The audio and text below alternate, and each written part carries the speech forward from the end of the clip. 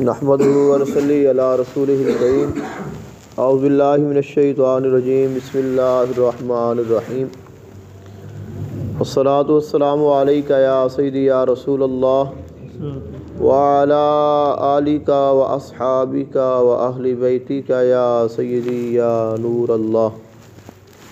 محترم حاضرین، اللہ تعالیٰ نے قرآن مجید فرقان حمید میں ارشاد فرمایا وَإِن طَائِفَتَانِ مِنَ الْمُؤْمِنِينَ اقْتَتَلُوا فَأَصْلِحُوا بَيْنَهُمَا، اور اگر مومنین کے دو گروہوں میں آپس میں لڑائی یا جھگڑا ہو جائے تو ان کے درمیان میں صلح کروا دیا کرو۔ فَإِن بَغَتْ إِحْدَاهُمَا عَلَى الْأُخْرَى فَقَاتِلُوا الَّتِي تَبْغِي حَتَّى تَفِيءَ إِلَىٰ أَمْرِ اللَّهِ، تو اگر اس کے بعد بھی ان میں سے کوئی ایک زیادتی کرتا ہے تو پھر تم بھی اس کے ساتھ لڑو یہاں تاکہ وہ پھر دوبارہ صلح کی طرف آ جائے، اللہ تعالیٰ کے حکم کی طرف لوٹ آئے۔ فَإِن فَاءَتْ فَأَصْلِحُوا بَيْنَهُمَا بِالْعَدْلِ وَأَقْسِطُوا، اور اگر وہ واپس لوٹ آئیں تو پھر ان کے درمیان پھر دوبارہ صلح کرا دو انصاف کے ساتھ، عدل کے ساتھ۔ ان اللہ یحب المقسطین، بے شک اللہ تعالیٰ انصاف کرنے والوں کو پسند فرماتا ہے۔ انما المؤمنون اخوۃ فاصلحوا بین اخویکم، بے شک تمام مومنین آپس میں ایک دوسرے کے بھائی ہیں۔ واتقوا اللہ لعلکم ترحمون، اور آپس میں ایک دوسرے کی صلح کروا دیا کرو اور اللہ تعالیٰ سے ڈرتے رہا کرو تاکہ تم پر رحم کیا جائے۔ صلح کے متعلق قرآن مجید فرقان حمید میں اور بھی آیات ہیں، فاتقوا اللہ واصلحوا ذات بینکم، کہ اللہ تعالیٰ سے ڈرو اور آپس میں ایک دوسرے کے درمیان صلح رکھو۔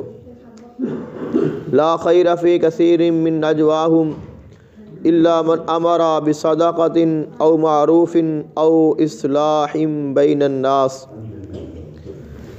اللہ تعالیٰ صلح کرنے اور کروانے کو پسند فرماتا ہے۔ صلح کروانے کی بہت بڑی فضیلت ہے۔ حضور آقا دو عالم صلی اللہ علیہ وآلہ وسلم کا فرمان ذیشان ہے، آقا علیہ الصلوۃ والسلام نے فرمایا میں تمہیں ایسا عمل نہ بتاؤں جو نماز اور روزے سے بھی ثواب کے اعتبار سے بڑھ کر ہو۔ تو عرض کی گئی یا رسول اللہ صلی اللہ علیہ وسلم ضرور عنایت فرمائے۔ تو آقا علیہ الصلوۃ والسلام نے فرمایا وہ دو بھائیوں کے درمیان میں، دو خاندانوں کے درمیان میں، یا جو آپس میں لڑے جھگڑے ہیں ان کے درمیان میں صلح کروا دینا ہے۔ تو صلح کرواتے ہوئے خالق کائنات نے ارشاد فرمایا فَأَصْلِحُوا، تم نے صلح کرانی ہے بینہما بالعدل واقسطوا، عدل اور انصاف کے ساتھ صلح کروانا یہ بہت ضروری ہے۔